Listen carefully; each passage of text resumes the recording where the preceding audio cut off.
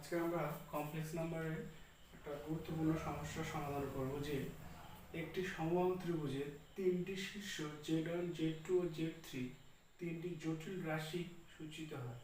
তাহলে প্রমাণ করো 1/Z1 - Z2 plus 1/Z2 - Z3 plus 1/Z3 - Z1 equal to 0।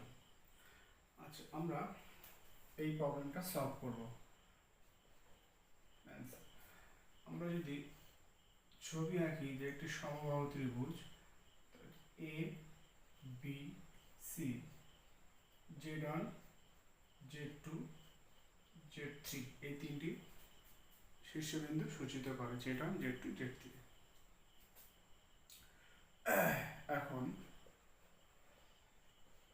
Z1 minus Z2, Z2 minus Z3, Z3 minus Z1 সমান আমরা কি লিখতে পারি Z1 মাইনাস Z2 বার উপর নিচে আমরা Z1 মাইনাস Z2 বার দিয়ে ডিভাইড করলাম।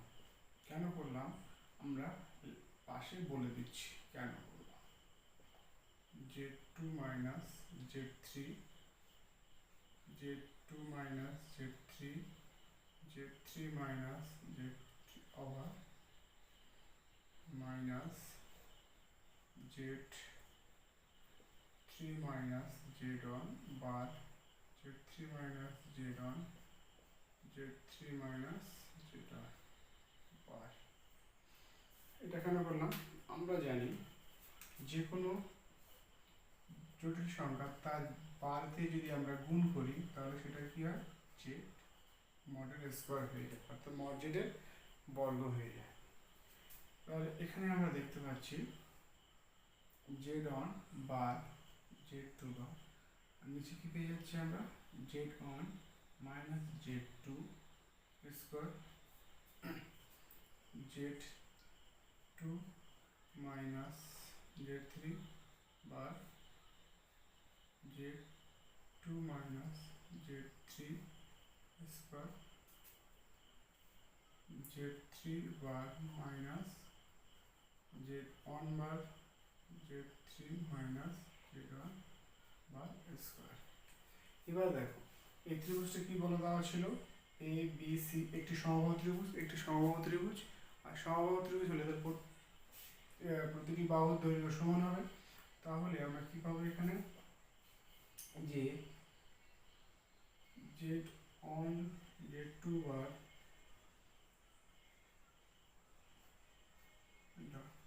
সমান Z2 Z3 সমান Z3 Z1 স্কয়ার সমান যদি আমি এটা R ধরি, এই প্রত্যেকটা বাহুর দৈর্ঘ্য R, এটা R, এটা R, এটা R। তাহলে আমরা কি পাবো 1/R কমন পেয়ে যাবো, আর উপরে কি পাচ্ছি Z1 বার মাইনাস Z2 বার প্লাস Z2 মাইনাস Z3 বার plus Z3 bar minus Z1 বার। দেখো সব ক্যান্সেল হয়ে যাচ্ছে, Z2 Z2 Z3 বার Z3। দেখি হলো 1/R ইন্টু 0 সমান 0।